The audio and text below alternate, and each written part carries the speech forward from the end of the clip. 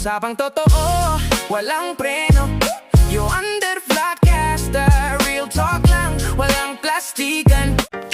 Magandang araw mga ka-Wonder, welcome back sa ating YouTube channel, Wonder Vlogcaster po. Magandang tanghali o hapon sa inyo lahat. Merong video or photo na matagal ng issue o matagal ng mga usapin na tila nire-rehash o ipinopost ulit, pinapasingaw ulit dahil talagang may gusto silang palabasin. At ito yung Marcos Wealth, no? Dahil alam natin na kada official, kada nakaupo sa gobyerno, particularly mga presidente, vice, senador, congressman at sino pang mga may pwesto dyan sa kabinete ay obligadong magdeklara ng kanilang salin. At alam na natin na napansin nila na lumulobo ang assets, yung mga na dineclare ni PBBM. No, ang tatanong sila saan galing? Simula daw nung umupo, sumusobra daw ang laki, lumulobo ng gusto. Galing daw ba yan sa maleta? Wala na silang alam. Alam mo naman itong mga DDS. Pag finid sila ng isang peking informant nila o yung content creator nila na supposedly influencer, nagiging bad influencer tuloy. Agad-agad kinakagat. Alam mo naman yung mga yan. Nakangangalang na parang ibon. Kung ano ilagay mo, nganguyain lang yan. Hindi na yan magpa-process para mag-research. Well, ito yung nakita natin, nagtataka ako, but parang nire-rehash na naman nila to. Matagal na to Well, ito po yung matagal na rin nating alam dahil itong trial of the century, I was so young that time, no? Nang pinanonood ng mother ko, actually, mother ko nakaupo at nung lumabas yung babae nag-announce na panalo si Imelda Marcos dun sa kaso na tinatawag na trial of the century, tumayo yung mother ko at nagtatatalon. Tuwan-tuwa siya, nagpapalakpak. Bago yan maka-Wonder, bago natin pag-usapan, please don't forget to subscribe to our YouTube channel, Wonder Vlogcaster. 100% libre po ang pag-subscribe. I-click nyo lang po yung subscribe button, lalabas yung bell icon, piliin nyo po yung all. So meron tayong panonooring video na nandiyan lang yan sa GMA, interview ito ni Mel Tiangco. Pero ito po yung ating pag-uusapan. Ano ba yung sinasabi rito ng nila Imelda Marcos? Ano ba yung mga sinasabing transactions? Ano ba yung mga documents na yan? Ano ba yung mga bangko na yan? Ano ba yung mga bill of ladings na sinasabi? Panoorin muna natin mga ka-Wonder. And pwede tayong mag-react from time to time, post natin at magsasalita tayo.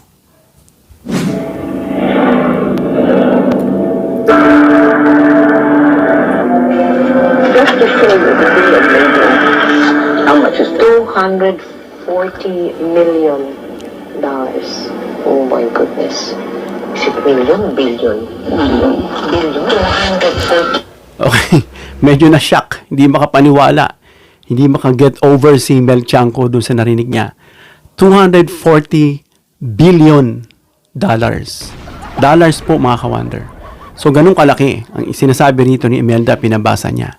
Although maraming nagsasabi nito na parang hindi niyan mapatunayan, pero yung mga documents na nandiyan po sa loob na ginamit ni Imelda Marcos, ng dating ginang Imelda Marcos, para idepensa yung sarili nila dyan sa trial of the century. At ang mga lumilitis po dyan, hindi mga Pinoy, mga banyaga po mga ka-Wonder.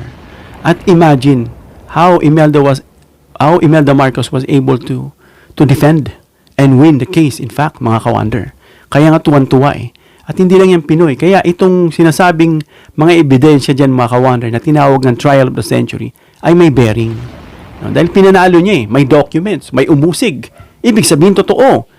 So binasa niya yung $240 billion. Imagine, magkano ba ang pera ng pinakamayamang si Elon Musk that time? Wala namang umabot na 200 something billion si Elon Musk. Where Elon Musk currently, or recently, was the richest man. At ang pera niya ay nasa 279 billion. Ito mga ka-Wonder, ang pinag-uusapan dito, isang bill of lading lang. Pag sinabing bill of lading, para maintindihan natin ang gusto, para itong isang dokumento ng transaction na kung ano yung pinadala, ano yung laman doon, kanino pinadala, ano yung laman, sino nagpadala, kumbaga para siyang resibo na nandoon yung pinaka-transaction. Sabihin lang natin, nagpadala si Marcos ng mga gold diamonds, ng mga precious stones at dineposit niya ron sa isang bangko o pinadala niya sa isang entity na mayroong resibo nga na bill of lading. Example lang yun na maaring ganun nga. No? Kasi ang sinasabing Marcos wealth, mga ka-wonder, ay hindi lang pera. No? Hindi lang notes, hindi lang mga precious stones, no? Iba-iba, may mga gamit din na mga binigay na mga precious na nagkakahalagang milyon, ano. And of course, nakadeposit 'yan, sabihin natin nakadeposit.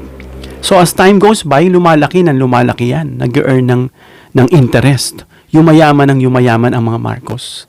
Kaya nga nung sila po'y umalis, pumunta sa Hawaii, ang napakarami nilang dala sa kanila.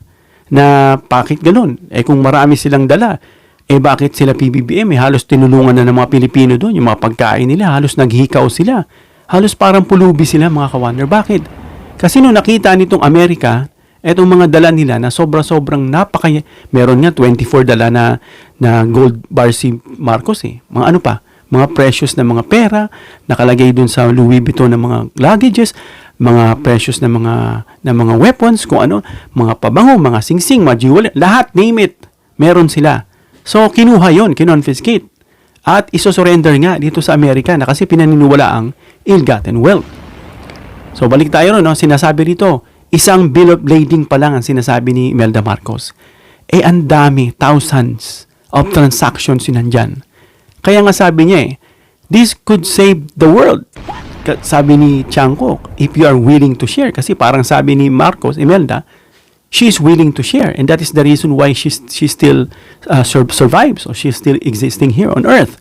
Kasi may purpose siya at si Lord para dyan, na i-share niya not only to the Filipinos, but to the world. And which is, according dun sa sinasabi niya, it is really possible. Kasi isang transaction pa lang, mga ka-wonder, $240 billion na convert mo sa peso yan. Kaya yung yaman ng Pilipino, mga ka-wonder, ng buong Pilipinas, walang panama kung ikukumpara mo sa yaman ng Marcos. Kaya sasabihin nila, magnanakaw, mali-malita, yan mga konsepto ng mga kulang sa informasyon. Actually, Ma'am Rita Gadi, when it comes to the knowledge about Marcoses and their wealth, she is one of the most credible to inform the public. Marami siyang alam dyan. At kasama po namin si Ma'am Rita Gadi sa aming grupo na Philippine Constitution Reform Initiative. Isa sila dyan sa mga na magiging mga resource persons at miyembro mga ka-wonder. So tuloy natin ito.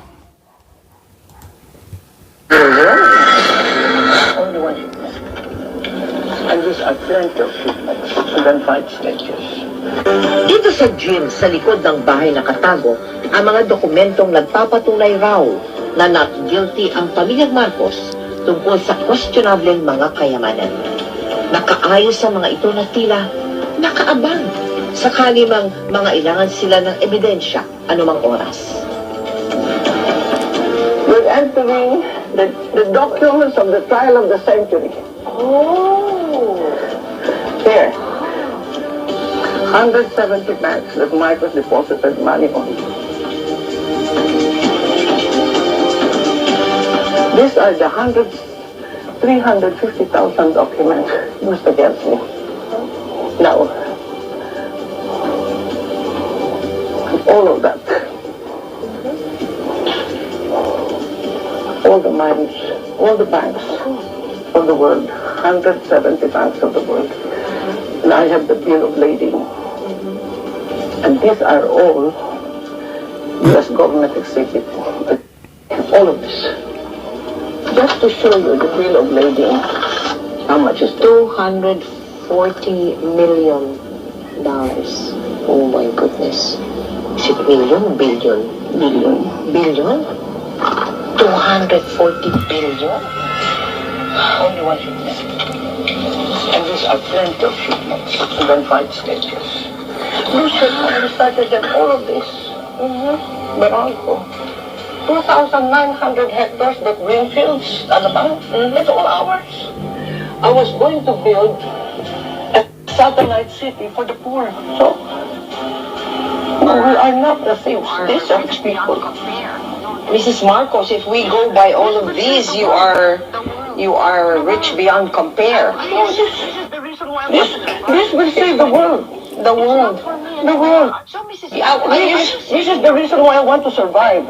And to giving. it's not for me anymore. So, Mrs. Marcos, are you saying you're an amount of this one to giving some or an amount of this one to the country, to the Filipinos? Not only in the Philippines, but the world. So, what are you waiting for before you can attain your intention? With this now, we are tied our hands with the whole press May mga saying we are magnanakaw. We are the magnanakaw. Kami yung nakawan. We are the one who took it. Bancos suffered so much for this. Ang naging depensa raw ni Imelda para maipanalo ako. Kaso, bago pa man raw naging presidente si Ferdinand, may mga ipong ginto na raw ito na lumaki ang halaga paglipas ng panahon. When we started, it was $32 and then $35. An ounce of gold. She's talking of gold. Now it's 1,300, 400, 500, 600. I covered you. And then you had a small part. So yun mga ka-wonder, pinutulan natin kasi masyadong mahaba yan. Yan po yung pinanalo ni Madam Imelda nung humarap siya sa International Court. Yung sinasabi ng trial of the century. Hanggang ngayon, yan pa rin ang tinuturing na trial of the century. Dahil ang pinag-uusapan dyan mga ka-wonder, i-convert mo sa peso, is trilyones. Even sa dollars, trilyones kung i-accumulate mo yan mga ka-wonder. Ngayon, tinatanong nila, itong mga mangmang, kung paano raw yumaman ng mga Marcos. Kung makabash ka, alam na alam nila yung mga yaman kung saan galing. So sa gusto ko sanang kunin, i-screenshot yung mga sinasabi nila doon para idibangka. So it's just a waste of time, no? So puntahan natin yung sinasabing asset ni PBBM na siyang sinasabi nila magnanakaw daw, pinagmumura nila, ganito ganyan. No, balikan natin yung asset, yung SALN ni PBBM. Ayan. So itong SALN ni PBBM, kino-over lang natin yung 2016 to 2024. I believe 2016 meron siyang I believe meron na siyang 200 to 300 million that time. Actually, he is the third the richest senator. Pangatlo siya sa pinakamayaman. I think that the richest that time was Villar, if I'm not mistaken. So 2016 hanggang sa inundag na natin sa 2022. So nakalagay na rito yung kanya pong sinasabing declared network. No, declared network, at sa tabi niya makikita mo yung notes. Yung notes sabi ron, SALN access became more restricted later. Pero later on, dito sa 2022, yung kanya pong assets diyan sa SALN niya is 329,229. So yan yung assets niya. Sa tabi niya, makikita mo yung appraised value reportedly 908 million. Yan po yung mga sinasabi ni PBBM na lumalaki kasi yung pera niya lately 2024, if I'm not mistaken, umabot ng 1.4 billion pesos. Bakit daw ganun kalaki lumobo? Sabi nga ni PBBM sa kanyang interview, alam ko napanood nyo na yan, na ito po yung mga pinanalo nilang kaso. Nila ng nanay niya. Kasi nga yung iba na sa korte pa, nilalaban pa, at yung iba doon na ipanalo na. Kaya yung mga naipanalo na, idinagdag niya na sa kanyang SALN. At hindi lang siya nakakatikim nun, pati si Irene, pati itong si pangalan nito, si Amy. At malamang yung isa pang Amy, yung isa pang anak nila, no? At si Miss Imelda Marcos. I'm not sure kung sino pang humahati. So yun yung bakit lumalaki, ang kanya pong SALN. At dinedeclare niya, hindi niya tinatago. Sabi nga dun, ito nga ang pinakamalinis at kumpletong pagdeklara ng SALN. Dahil alam nila kung gaano kayaman si Marcos. Aside from that, mga ka-wonder, hindi po kasi ito binabalita at hindi nilalagay dyan sa Google. Para bang isang urban legend lang. Ang pagkakaalam ko, meron tayong property sa US na nabili. Parang ganun ang pagkakasabi ni Madam Rita. Na ito po yung nabili ng Pilipinas under the Marcos regime nung bumagsak po ang ekonomiya ng Amerika. At nung bumagsak, syempre nagbebenta sila ng mga assets. And the Philippines was able to purchase, kung di ako nagkakamali, 2 building. Building, mga ka-wonder, ang pinag-uusapan dito. Na nabili nga, and later on, na nalaman sa panahon ni Cory, na naitayo na yung PCGG, Presidential Commission on Good Government, na kung saan lahat daw ng ilgatin ni Marcos ay sinequester. Ang tanong nga saan napunta? Nung ka matatawa, saan napunta? Sa laki nun, bakit ang Pilipinas nagkukumahog pa rin sa utang, di ba? Ngayon, bilik tayo doon sa building, ito po yung natuklasan nila at ibinenta. At aside from that, yung mga iba pang yaman natin, no, I think meron tayo dati sa Japan, ano, na kumbaga binigay itong parang village or certain number of size of area na binigay bilang pagkilala ng Hapon sa pagtulong natin sa kanila, or may ganun nangyari, ano, na ito po'y wala na rin sa ating kamay. No? Parang yung Sabah na parang nakalimutan na pero nilalaban pa rin natin yan hanggang ngayon. Kaya nga sa flag nitong PCRI, Philippine Constitution Reform Initiative, hindi lang po 3 yung star namin dyan, Luzon, Visayas, and Mindanao. May isa pang extra, and that is reserved. That one symbolizes Sabah. No? So yun, puntahan natin dito sa 2023 niya, lumaki na, naging 381 million, tapos yung appraised value nitong sinasabing notes is 1.157 billion. Ito yung sinasabi rito. So ano ba yung notes? Halimbawa, para maintindihan natin, halimbawa, mayroong silang pinurchase na property, and the property is amounting to 10 million that time. No? At siyempre, as time goes by, lumalaki yung value. Nagiging 40 million, nagiging 80 million, yung ibang assets, nagiging, yung bawa, nabili ng 50 million, nagiging 1 billion. So, nilalagay dito, appraised value. Although yung kanyang pagkaka-purchase, kunyari, is 10 million, ilalagay pa rin doon 10 million. Pero, yung kanya pong pinaka-current value, hindi pa nakastipulate. No? Yun yung sinasabing appraised value doon sa note. Kaya, kagaya nito sa 2023, reportedly 1.157 billion. Diba? Laki nun. Grabe. Tapos sasabihin niyan, magnanakaw pa yung Marcos. Kaya hindi ako naniniwala sa sinasabi ng mga yan kakarampot na nga lang yung pera ng bansa, yan nakawin pa. Yan po yung mga makinarya, ng mga ganid na hindi talaga, wala talagang pera, that they are making themselves to be somebody. They are trying to be like Marcos. You know, Marcoses. No? Para maging kagaya sila si Historin, maging TH sila, trying hard. Kaya sisilaan nila para sila naman makaupo at siguro meron silang aspiration na to replicate, no, na itong gayahin, itong naging blueprint ni Marcos Sr. na sobrang yaman at talino. Maari, sobrang yaman sa pagnanakaw yung mga gagaya, pero sa talino, I doubt, mga ka-wonder, hindi nila magagaya. So, umakyat sa 2024, 389 million na. Ayan, no, 0.357. Yung appraised value naman is reportedly 300, ito yung kanina. I'm sorry, ito pala yung binabasa ko. 1.375. Bumaba. Pero billion pa rin, mga ka-wonder. No? At itong yun lang. Hanggang 2024 pa lang. Hindi pa nasasalin yung 25. So, yan yung sinasabi natin, mga ka-wonder. Na yung mga yan, talagang napakayaman nitong mga Marcos. Na para dun sa hindi nakakaalam, na sinasabing mali-maleta. Kumbaga, yung mali-maleta, parang kumbaga, tissue na pampunas lang ikukumpara mo. Kaya wag natin masyadong i-highlight na yung nakita lang lumobo, akala mo nagnakaw na. In fact, kakapiranggot pa lang yun nakuha nila. Habang nilalaban nila yan, syempre pag naipanalo na, idadagdag na sa kanila yan, mga ka-wonder. At yung mga kasama dyan sa SALN ni PBBM, yung mga 21 real estate properties niya, yung mga agricultural resident lands na may 142 million ng halaga, at yung mga personal properties, yung mga mga cash holdings, investment, paintings, jewelry, luxury vehicles na pumapalo na 247 million, yung mga art collection, yung meron siyang 126 paintings, including yung attributed, kanino? Yung local painter natin.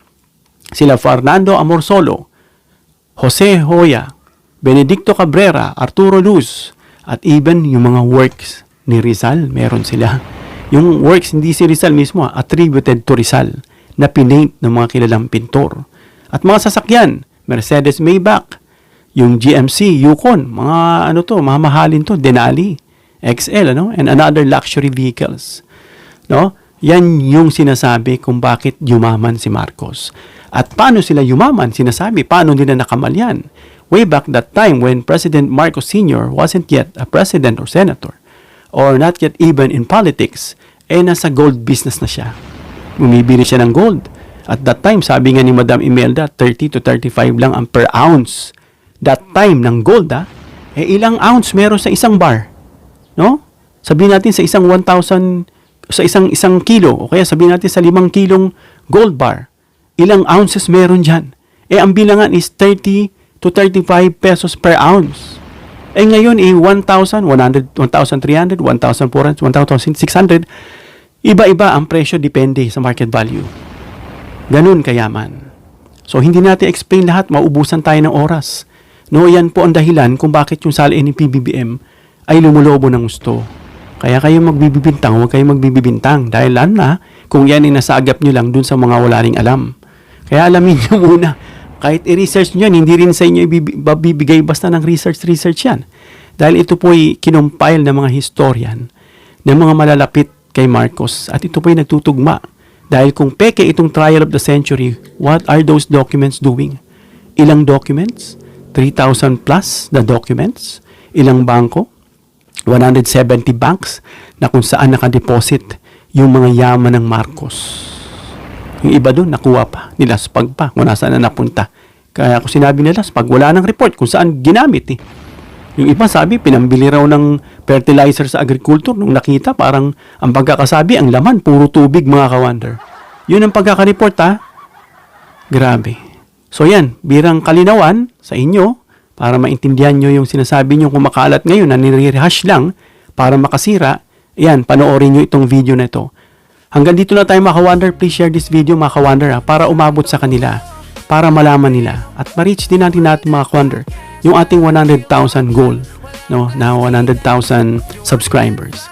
Please give me a thumbs up if you like this video para ma-share ni YouTube sa iba pang viewers. Please share this video para malaman nila yung Marcos wealth na nakakalula, na para ibintang nila yung paglobo na isang nakaw daw. Please subscribe, hit the notification bell icon, and choose all bilang suporta sa aming mga content creators. Hanggang sa muli mga ka-wonder. God bless.